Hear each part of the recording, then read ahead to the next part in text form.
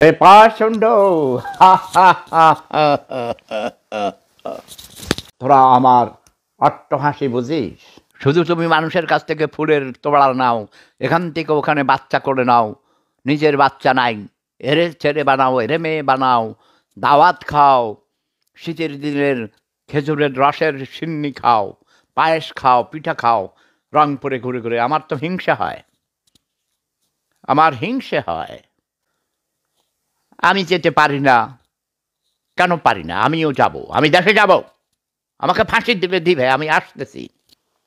16ই ডিসেম্বরের আগে চাইতে চাইছিলাম, কিন্তু 18ই ডিসেম্বর আমার ক্যান্সারের ডাক্তার স্পেশালিস্টের সাথে অ্যাপয়েন্টমেন্ট।